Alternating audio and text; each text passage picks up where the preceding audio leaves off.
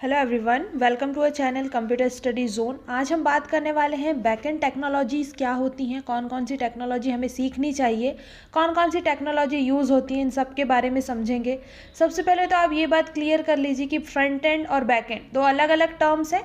Front end की जब हम बात करते हैं तो उसमें हम HTML, CSS, जावास्क्रिप्ट ये कॉन्सेप्ट की बात करते हैं, इसके बारे में सीखते हैं। लेकिन जब हम बैकएंड टेक्नोलॉजी की बात करते हैं, बैकएंड की जब टेक्नोलॉजी हम वर्क करते हैं, उसको समझने से पहले आप कौन सी टेक्नोलॉजी यूज़ करेंगे, उसको समझने से पहले आपको एक बेसिक सा कॉन्सेप्ट है क्लाइंट सर्वर आर्किटेक्चर या फिर क्लाइंट साइड स्क्रिप्टिंग या फिर सर्वर साइड स्क्रिप्टिंग। ये टर्म्स के बारे में आपको थोड़ा नॉलेज, थोड़ा अवेयर होना ज़रूरी है, क्योंकि आप जब ये चीज़ स्टार्ट करते हैं तो आपको बेसिक से स्क्रैच से पूरी चीज़ें पता होनी चाहिए। सो क्लाइंट साइड और सर्वर साइड दो टर्म है यहाँ पर। एज अ यूज़र मुझे किसी वेबसाइट पे कुछ सर्च करना है, तो मैंने जो सर्च किया ये क्लाइंट साइड का वर्क हुआ। हम इंटरनेट की हेल्प से कनेक्ट है सर्वर से, और सर्वर साइड से आपको एक website, number of website suggest हुई, उसके बाद आपने उस सर्वर को एक्सेस किया, वहाँ से आपने इन्फॉर्मेशन एक्सेस करी। तो ये जो क्लाइंट और सर्वर के बीच का जो रिलेशन है ये इंटरनेट की हेल्प से पॉसिबल है और आप इसका यूज़ कर रहे हैं। तो अब यहाँ पर जो आप फ्रंट एंड साइड पर जो देख रहे हैं, क्लाइंट साइड से आप जो चीज़ें आपको दिख रही हैं, ये आ जाता है फ्रंट एंड वाला पार्ट। यहाँ पर आपको फ्रंट एंड की टेक्नोलॉजीज यूज़ हो रही हैं, जिसमें आपको HTML, CSS टर्म का यूज़ हो रहा है। बैक एंड जो सर्वर साइड वाला पार्ट है, जो सर्वर साइड के जो ऑपरेशंस होते हैं, वहाँ पर बैक एंड टेक्नोलॉजी का यूज़ होता है। कैसे डेटाबेस वर्क कर रहा है, कितने सर्वर के जो लॉजिक्स हैं वो कैसे वर्क कर रहे हैं, इन टर्म्स के बारे में हमें पढ़ना होता है।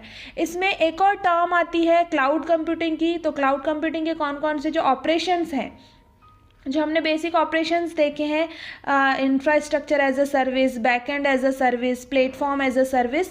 सो ये बैकएंड में जो होस्ट एंड डिप्लॉय के लिए इसका यूज़ किया जाता है, जो क्लाउड कंप्यूटिंग की सर्विसेज है, क्योंकि हम सर्वर की बात कर रहे हैं जो इंटरनेट की हेल्प से आप एक्सेस कर पा रहे हैं, तो इन टर्म्स का भी यूज़ किया जाता है।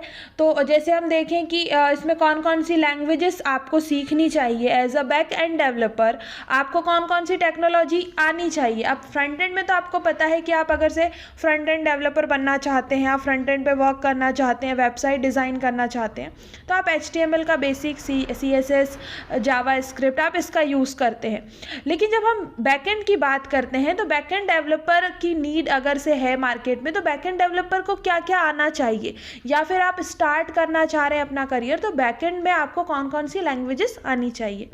बैकएंड के लिए आपको पाइथन, रूबी, PHP, जावा, C++ जो आप अभी पढ़ रहे हैं, सीख रहे होंगे अगर से आपने स्टार्ट किया है तो, C#, Node.js, Kotlin, तो ये बेसिक लैंग्वेजेस हैं। इनमें से आप कोई भी एक लैंग्वेज का सिलेक्शन करिए, आप उस लैंग्वेज को सिलेक्ट करिए और उसके बाद उसमें आपको वर्क करेंगे आप, तो आप बैकएंड की जो चीज़ें होती हैं, बैकएंड पे जैसे वर्क होता है, आप उसको सीख पाएंगे।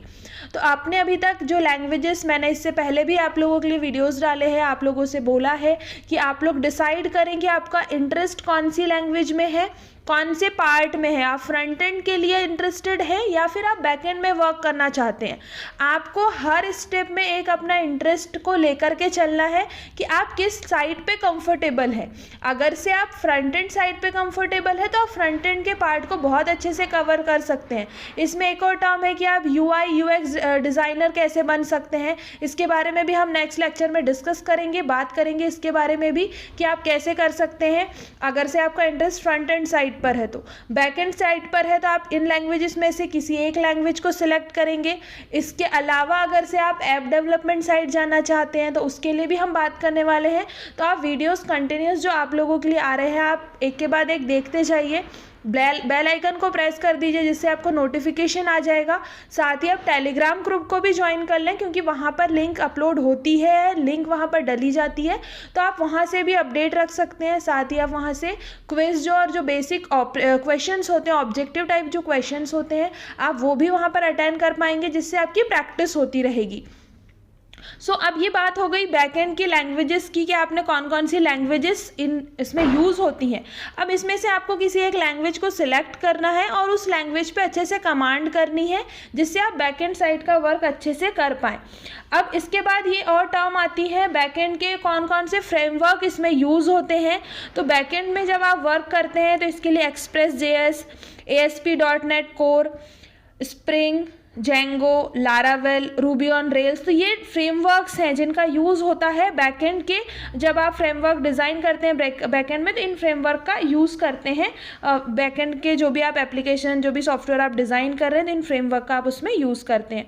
इसके बाद आकर से आप बैकएंड पे वर्क कर रहे हैं तो आपको डेटाबेस का भी नॉलेज होना चाहिए। तो डेटाबेस के लिए मोस्टली मोंगोडीबी, माईएसक्यूएल, ओरेकल, इन डेटाबेस का यूज़ किया जाता है, जहाँ पर आप अपने जो भी सर्वर है, जहाँ पर आप जो भी स्टोरेज देना चाहते हैं, तो आप इन डेटाबेस का यूज़ कर सकते हैं। और इसकी हेल्प से आप जो भी आप डिज़ाइन करना चाह रहे हैं, जो भी आप टूल, जो भी आप सर्वर डिज़ाइन करना चाह रहे हैं, जो भी आप सॉफ्टवेयर डिज़ाइन करना चाह रहे हैं, वो आप इसकी हेल्प से यहाँ पर स्टोर कर सकते हैं। सो आप लोगों को ये क्लियर हो गया होगा कि आपको फ्रंट एंड वाला पार्ट अलग है, बैक एंड वाला पार्ट अलग है। इन दोनों टर्म को जब आप साथ में लेके आते हैं तो वो आपका फुल स्टैक हो जाता है, जिसमें आपके दोनों टर्म्स ऐड हो जाती हैं।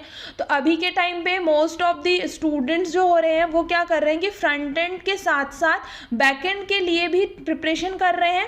साथ ही उनका एक प्रोजेक्ट जब कंप्लीट हो जाता है, फ्रंट एंड का पार्ट डिज़ाइन किया, उसी में इम्प्लीमेंटेशन के लिए एक लैंग्वेज को सिलेक्ट किया, फॉर एग्जाम्पल HTML CSS सीखा किसी स्टूडेंट ने, आप भी वैसा कर सकते हैं। आपने फ्रंट एंड का पूरा पार्ट डिज़ाइन कर लिया, अब आप कनेक्टिविटी के लिए आप पाइथन सीख रहे हैं या आप जावा साइट पे जा रहे हैं, तो इनमें से आपने कोई एक लैंग्वेज सिलेक्ट करी और आप इससे बैकएंड वाला पार्ट डिज़ाइन करने के साथ साथ उसमें कौन सा फ्रेमवर्क आप यूज़ कर रहे हैं, वो आप कौन सा डेटाबेस यूज़ कर रहे हैं। आप अगर से एक प्रोजेक्ट को कंप्लीट अगर से कर लेते हैं 1 ईयर, 6 मंथ, 8 मंथ का टाइम लेकर के, तो आप फुल स्टैक डेवलपर बन सकते हैं। और इसी वजह से ही मार्केट में जो अभी आप देखेंगे जो कंपनीज डिमांड कर रही हैं, फुल स्टैक डेवलपर की डिमांड कर रही हैं। क्योंकि अगर से आप कंपनी पर्सपेक्टिव से भी देखें तो अगर से कोई बंदा है जिसे इन दोनों साइड पे वर्क करना आ रहा है, तो कंपनी की जो प्रायोरिटी होगी, जो प्रेफरेंस होगी, वो ऐसे स्टूडेंट के लिए, ऐसे एम्प्लॉय को ही वो हायर करना चाहेगी जिससे दोनों साइड का नॉलेज है और वो टाइम टू टाइम दोनों साइड प्रोजेक्ट में वर्क कर सके। सेम टाइम पे अगर से उसे एक प्रोजेक्ट है जिसमें उसे बैकएंड के लिए असाइन किया गया है, कभी हो सकता है अगर से कंपनी की नीड है तो उसे फ्रंट एंड में भी वो यूज़ कर सकते हैं। तो आप उस अकॉर्डिंग देखें, क्योंकि कंपटीशन इतना ज़्यादा है कि आप जितनी ज़्यादा चीज़ें सीखेंगे, आप जितने अच्छे से अपना कॉन्सेप्ट, ऐसा नहीं कि आप 5 लैंग्वेज सीख करके कंप्लीट करें, ये बिल्कुल भी नहीं करना है। आपको कोई एक लैंग्वेज को कंप्लीट, आप स्टार्टिंग से उसे पूरा एंड तक लेकर के जाएँ।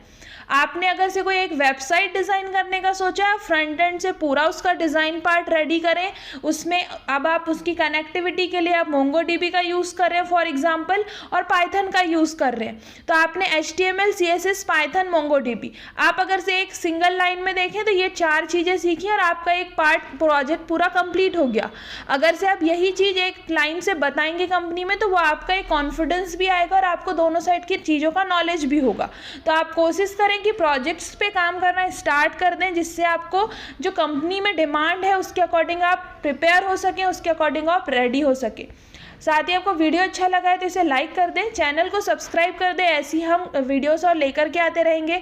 आप कमेंट करके बताएं कि आपको और कौन से टॉपिक्स हैं जिस पर हम इस टाइप के लेक्चर कवर करें। और उसके बाद आप टेलीग्राम ग्रुप ज्वाइन कर लें। टेलीग्राम ग्रुप में आपको बहुत सारी चीज़ों में हेल्प होगी। आपके जो यूनिवर्सिटी एग्ज़ाम के अकॉर्डिंग जो नोट्स हैं आपको वहाँ पर मिल जाएंगे। ऑब्जेक्टिव क्वेश्चन की प्रैक्टिस कर सकते हैं आप, और हम कोशिश करेंगे कि हम इंटरव्यू लेवल पे जो क्वेश्चंस होते हैं कंपनी के, वो भी हम वहाँ पे डिस्कस करें, जिससे आपकी अभी से प्रैक्टिस होती रहे। Thank you.